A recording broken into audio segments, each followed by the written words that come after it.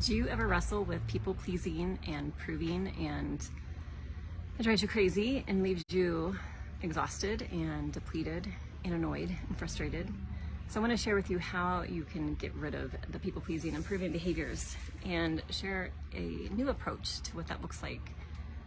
So for me, I definitely have a history of people pleasing and proving, and when I was willing to kind of follow the breadcrumbs back into the past to see what was the origin of this behavior and how it just continued to develop. One of the most impactful people, I would say, in my childhood was my stepdad, because my biological dad never lived with me, was not much of a part of my life, and so he was this, my father figure, and I put a lot of pressure on him because I was afraid he was going to leave, just like my biological father left. And so it became super in tune to wanting to please him and prove myself and be smart enough and good enough and all the things, achieve enough.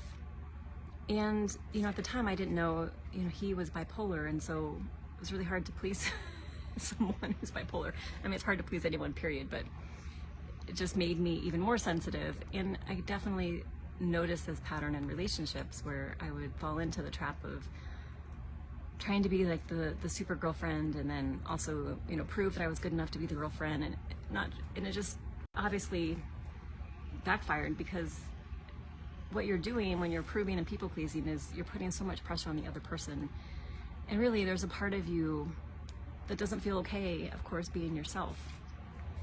And what I discovered that really shifted this for me, and that's what I want to share with you, is really the way to release this is through a deeper level of forgiveness. Because anytime you're holding unforgiveness in your heart, you're keeping yourself attached to that person who you don't forgive. And for me, of course, that was my stepdad for a long time.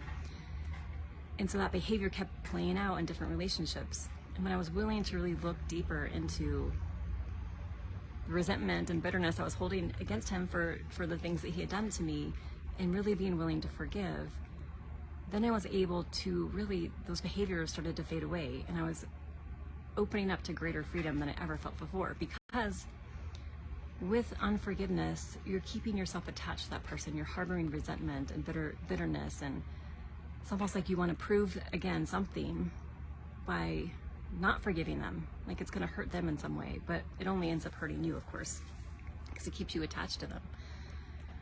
And how I really knew, kind of the litmus test of forgiveness, how I knew I'd really forgiven my stepdad was a few months ago, his wife called me and told me he had been diagnosed with vascular dementia. And in the past, I was so attached to him that I would have just been devastated and wanted to go over and see him and wanted to fix it and wanted to help. And now, having done all this forgiveness work, I was able to accept it for what it was and feel compassion for the state of health that he's in. But it no longer had the same, hi there, and no longer had the same impact on me.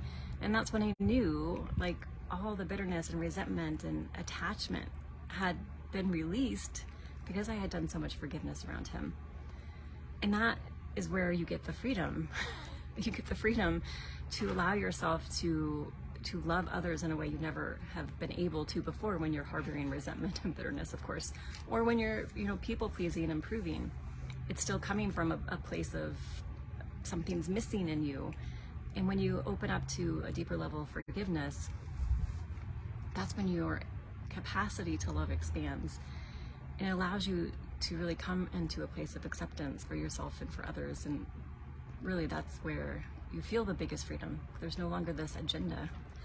And for me, the only way to really do this at a deeper level is through knowing God, because as human beings, it's really difficult to forgive. We feel like we're justified in not forgiving because of the things they've done to us. And forgiving doesn't let them off the hook. It just detaches yourself from them, which is where you find freedom.